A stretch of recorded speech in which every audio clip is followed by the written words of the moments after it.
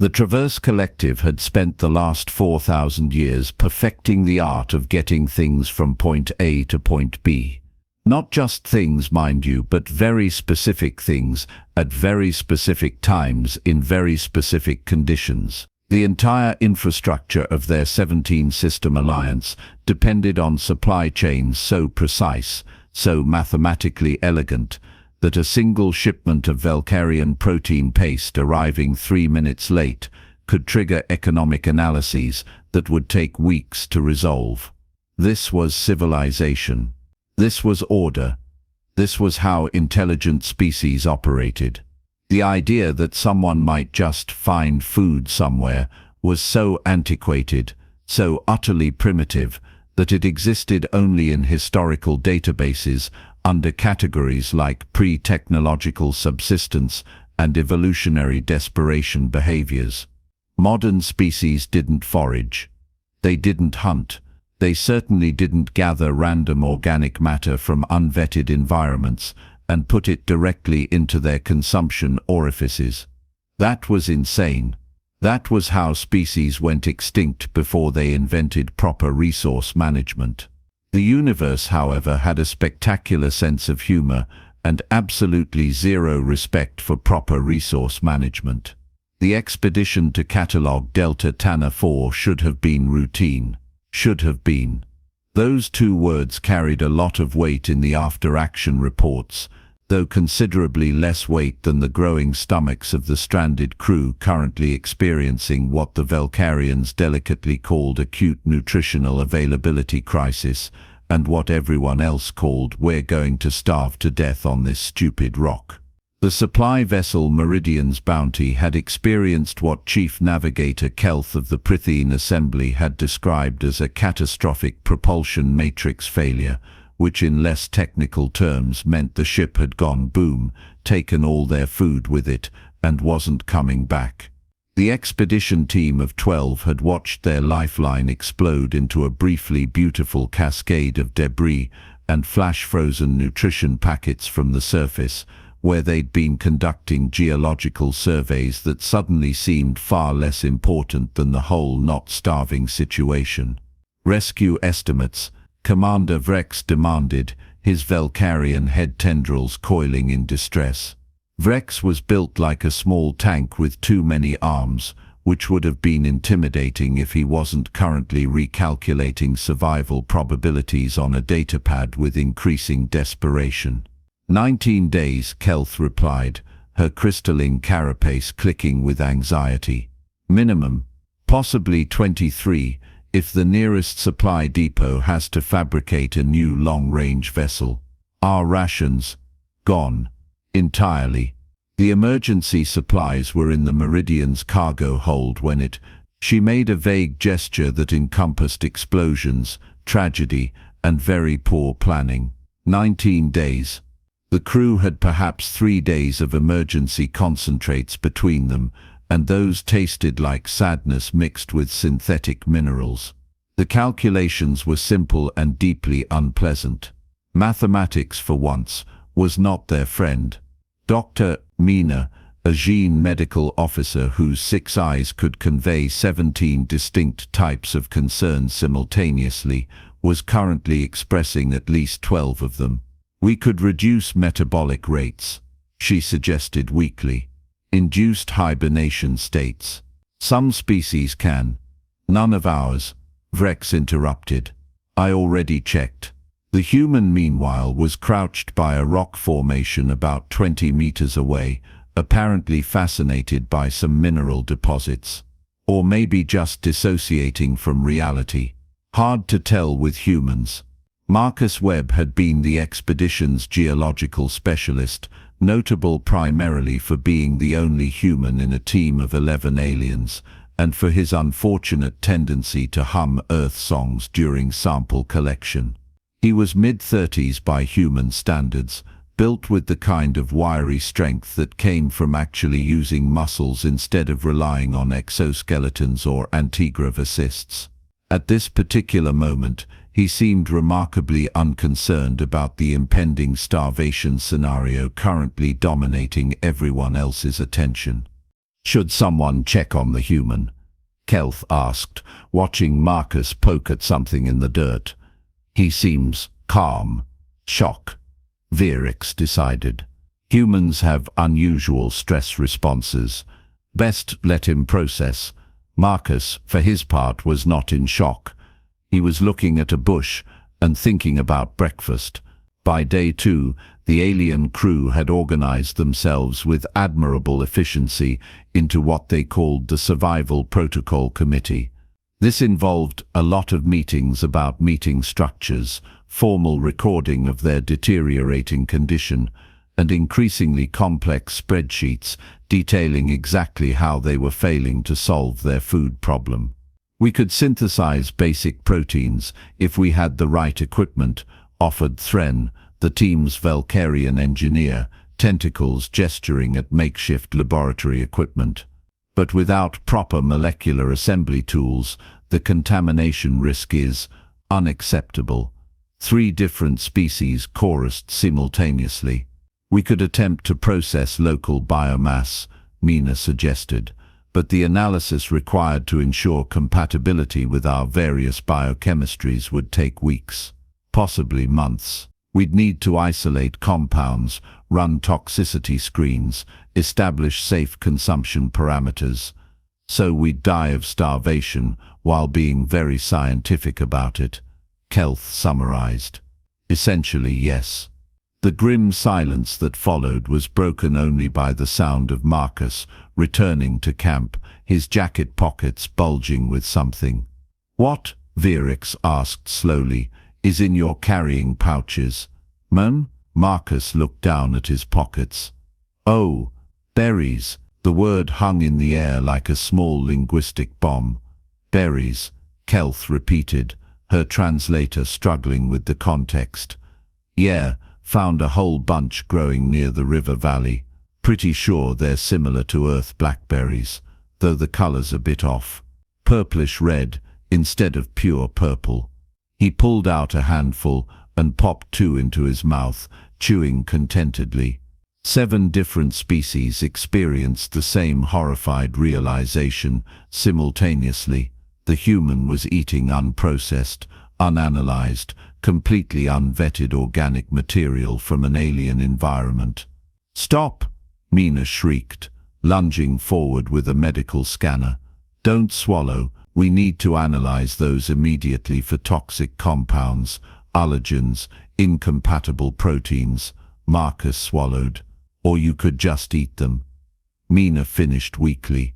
"You're going to die," Thren said flatly. "Human immune systems are robust, but you've just consumed completely alien plant matter without any biochemical screening. The probability of adverse reaction is pretty low, actually." Marcus interrupted, eating another berry. "Tried one yesterday, waited a few hours, felt fine.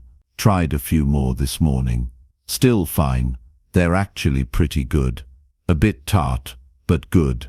The aliens stared at him with the collective horror of people watching someone juggle live grenades while riding a unicycle over a pit of spikes. "That's not how xenobiology works," Dr. Mina said, her voice rising. "You can't just taste things. There are protocols, testing procedures. You need cellular analysis, protein sequencing, controlled exposure trials." "I rubbed one on my wrist first," Marcus offered helpfully. "Skin didn't react. That's usually a good sign." "That's not science." "No," Marcus agreed. "It's common sense. But it works." He held out a handful of berries. "Want some?" "There's plenty." The unanimous, emphatic, slightly horrified decline was predictable. Civilized species did not eat random plant matter just because it looked edible. That was how you ended up dead. Or worse, with unpredictable digestive distress. Marcus shrugged and kept eating. By day 4, Marcus was still alive, which was confusing to everyone's medical models.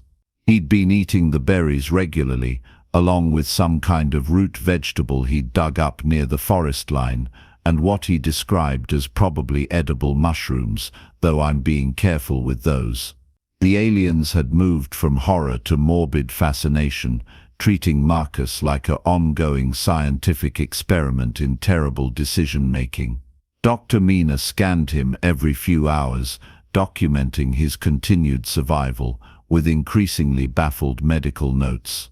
His biochemistry remains stable, she announced to the group. No toxin accumulation, no immune system distress.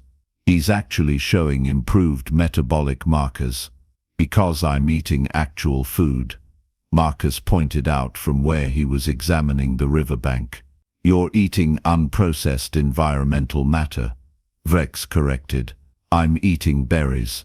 You guys are eating sadness paste and existential dread. The emergency rations had run out that morning. The aliens were now facing the reality of actual hunger, not just the theoretical probability of it.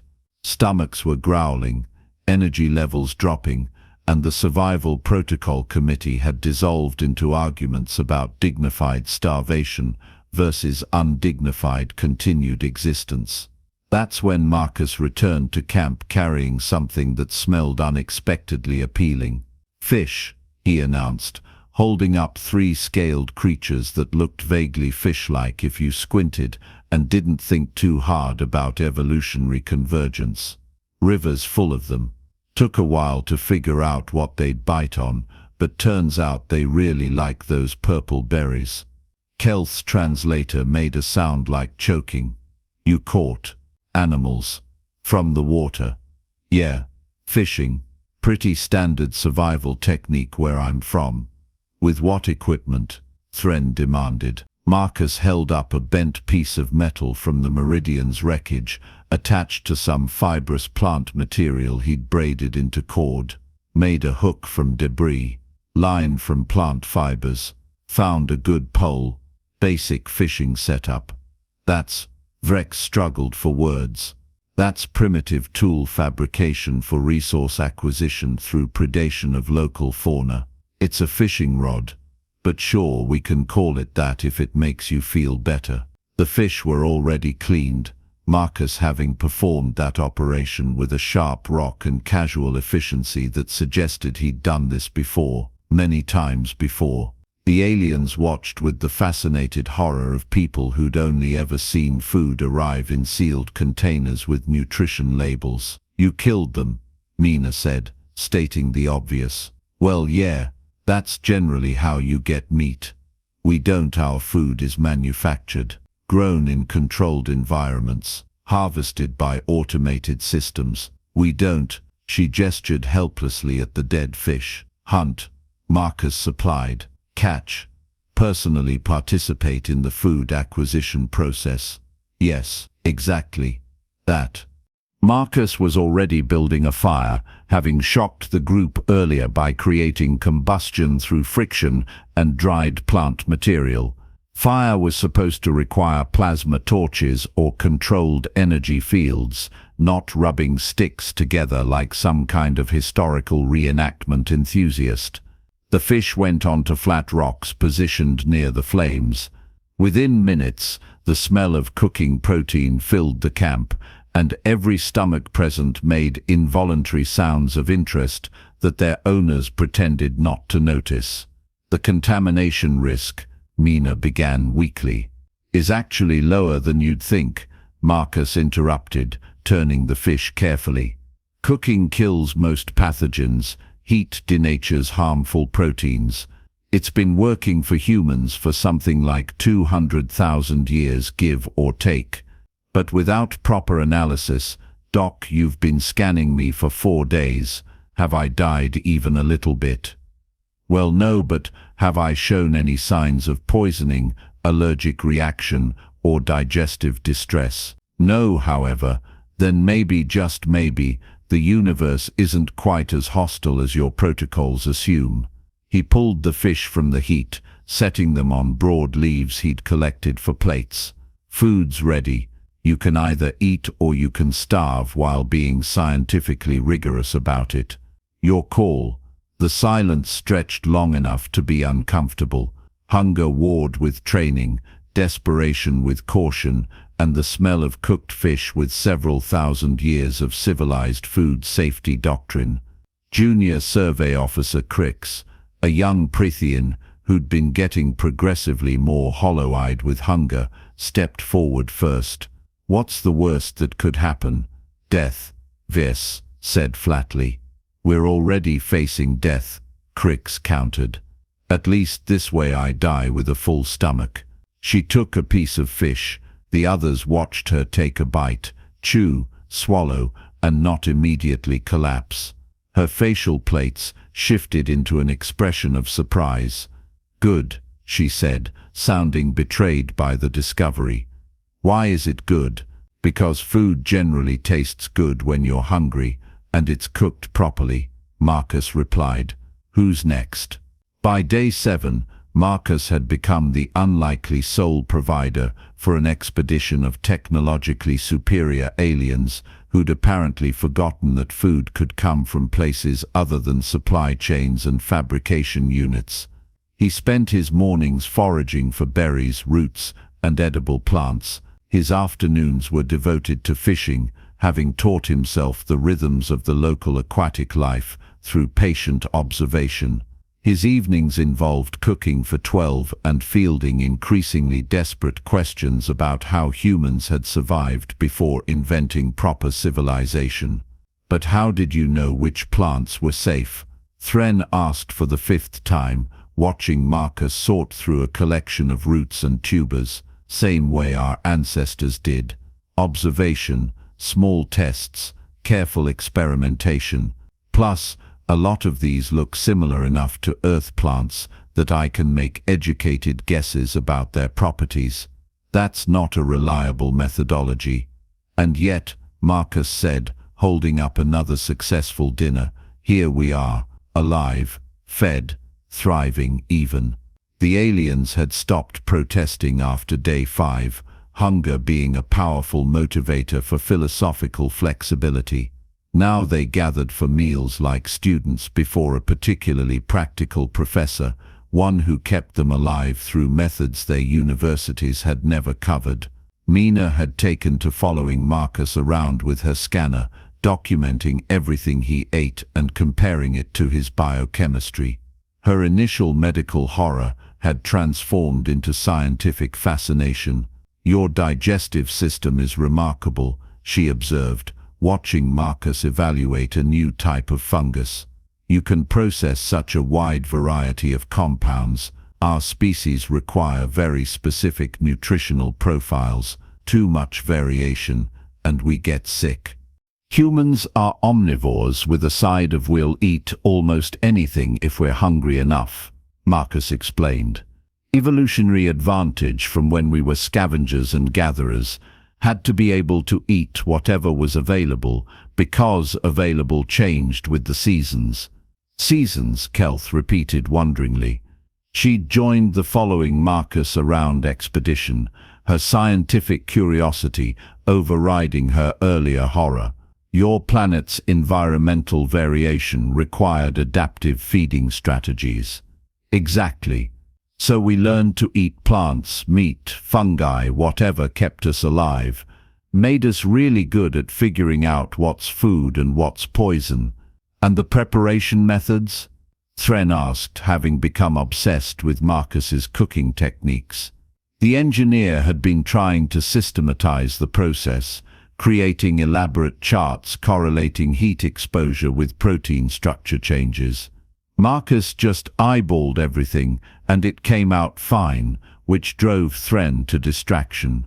Cooking's part survival technique, part cultural tradition. Every human culture has its own food preparation methods. We've been doing it so long it's basically hardwired into how we think about eating. The concept fascinated them. Their cultures had food traditions too, but they were traditions of recipe databases and precise fabrication settings, not of reading heat by eye and seasoning by instinct. The attempted training session on day 9 was memorable primarily for how spectacularly it failed. Thren had insisted he could learn foraging with proper systematic approach, treating it like an engineering problem with definable parameters and logical solutions. Plants with symmetrical leaf patterns are typically less toxic, he announced confidently, holding up something that Marcus immediately identified as definitely toxic. "No, don't eat that," Marcus said, gently removing the plant from Thren's manipulator appendage. "That's got a sap that'll make you very sick." But the pattern isn't a reliable indicator. See the slight discoloration here, and the smell. Marcus crushed a leaf, releasing a bitter odor. Nature's way of saying, "I am not food." That's completely unscientific. It's pattern recognition combined with sensory analysis. Very scientific, just not the kind you're used to. Kelth's attempt at fishing went even worse. She'd created a mathematical model of fish behavior, calculated optimal positioning, determined the precise angle of hook presentation, and caught absolutely nothing for 3 hours. Marcus, sitting 5 meters away with his improvised rod, had caught 6 fish in the same time period by just watching the water and responding to what he saw. "You're not following any logical system," Kelth protested, her frustration evident in her rapidly color-shifting carapace. "Fish moves, I react. Simple, that's not a system." And yet, Marcus held up another fish. What the aliens were learning, slowly and with considerable frustration, was that human survival skills weren't about systems and protocols. They were about observation, adaptation, and a willingness to just try things and see what happened. This approach violated everything their civilizations held sacred about proper planning and risk management. But it worked. Annoyingly, effectively, consistently worked. By day 15, the camp had transformed from a desperate survival scenario into something almost comfortable. Marcus had established a daily routine of food gathering and preparation. The aliens had stopped questioning his methods and started actually enjoying meals, discovering that fresh-caught fish tasted considerably better than protein paste, and that berries were actually a pleasant addition to their diets. Commander Vrex, who'd lost some of his earlier rigidity along with some weight around his middle section, sat by the fire watching Marcus prepare dinner with something approaching respect.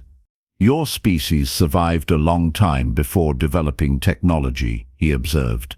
"Couple 100,000 years of persistence hunting, gathering, and figuring out what wouldn't kill us when we ate it," Marcus confirmed, turning fish over the flames. "We got pretty good at the whole survival thing. And you maintain these skills, even with modern food production." "Some of us do. I grew up camping, fishing with my grandfather, learning which plants were edible in our region. I don't know, it's connection to something older, I guess. Reminder that we weren't always sitting in climate-controlled spaces eating manufactured food. We've forgotten that," Verix said quietly. "My species, we've been spacefaring for 6,000 years. Our home world is entirely urban now. No wild spaces, no uncertainty about food sources. Everything planned, everything controlled. Nothing wrong with that," Marcus said diplomatically. "But maybe it's good to remember the backup skills, just in case. Just in case your supply ship explodes and you're stranded with only a human who knows how to find berries," Verix said dryly. "Just in case that." "Yeah." Dr. Mina, who'd been running final scans on her collected data, joined them with her data pad. "I've completed my analysis of your nutritional intake versus our species' emergency ration consumption. You've been consuming approximately 40% more calories than you would have from standard rations, with better vitamin profiles and more varied micronutrients. Fresh food's better for you," Marcus said with a shrug. Not exactly revolutionary science. For us it is, Mina replied. We've spent so long optimizing food production that we forgot food could be good, enjoyable, variable. Our rations are efficient, but they're identical day after day. This, she gestured at the meal preparation. This is different every time. That's cooking. That's foraging. Nothing's exactly the same twice, because nature isn't a manufacturing line. The philosophical implications seemed to trouble several aliens simultaneously.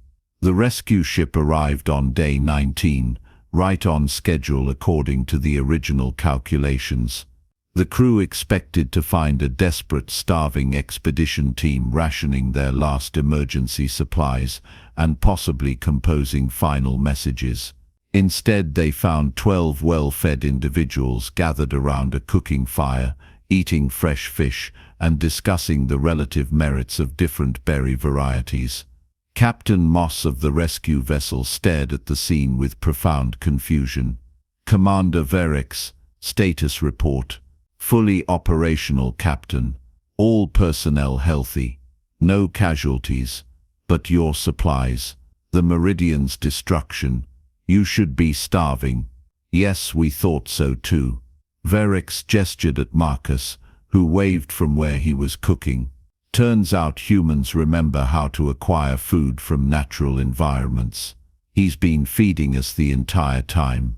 Acquire food from Moss's translator seemed to struggle with the concept. You mean foraging, hunting and gathering, fishing, actually. And yes, foraging. The human taught us that food can exist outside supply chains. The medical officer who'd accompanied the rescue team, a Valkyrian named Prex, was already scanning the expedition crew with increasing bewilderment. You're all healthy. Some of you are healthier than when you left. How is that possible?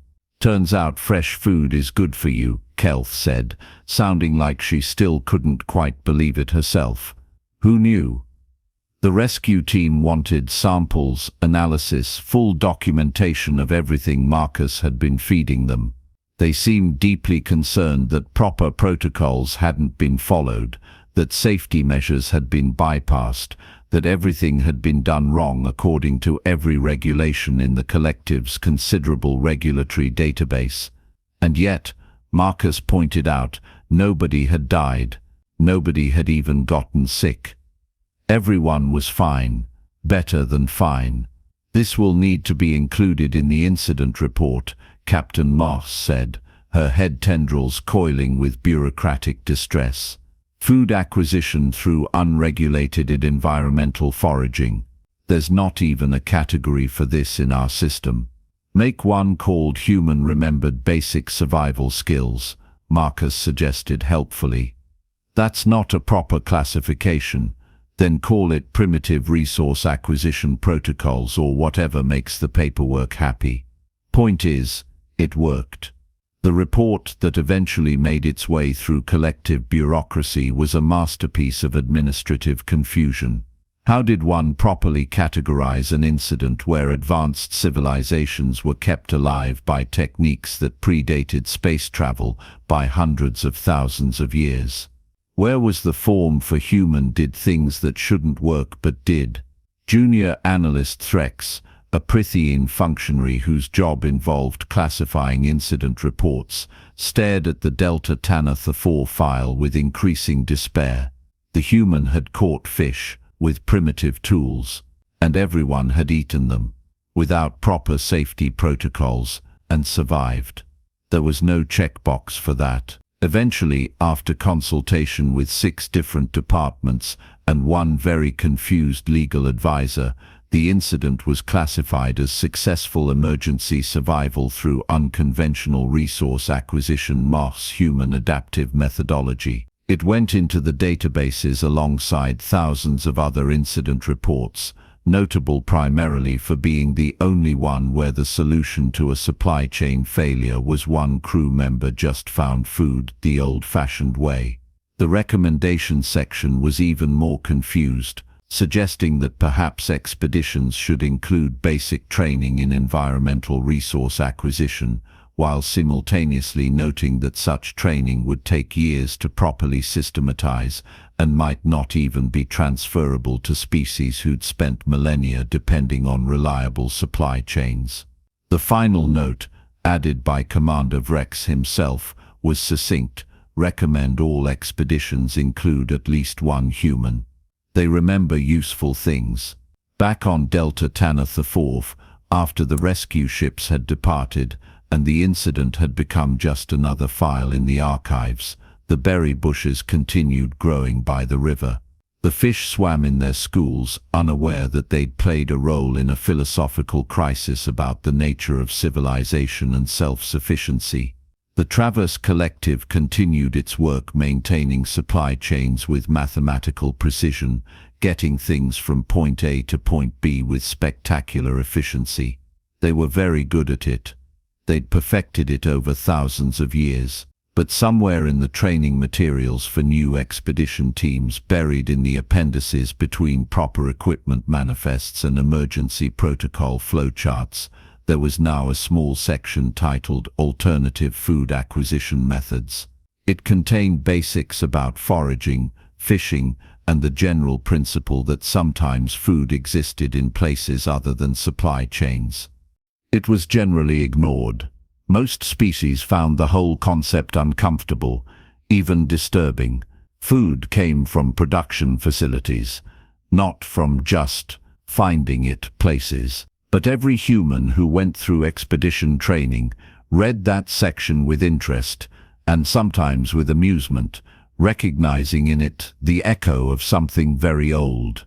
The knowledge that survival didn't always come from perfect systems and calculated supply routes. Sometimes it came from knowing which berries were safe, how to read a river for fish, and the willingness to just try things when the alternative was starving, while being very organized about it. The universe didn't care about supply chains. It didn't care about protocols or proper procedures or 4,000 years of logistical optimization. It just existed, full of berries and fish and opportunities for those willing to reach out and take them. Humans had learned that lesson a long time ago, back when they were figuring out which end of the stick was good for digging roots. They'd never forgotten it, even after they'd built ships that could cross the stars and systems that could feed billions. They remembered that food could be found, not just manufactured. That survival was a skill, not just a spreadsheet. And every so often, when supply chains failed and protocols proved insufficient, that memory turned out to be exactly what kept everyone alive. The collective's 4,000-year-old supply chain system was impressive, certainly, efficient, reliable, mathematically beautiful, but it couldn't catch fish.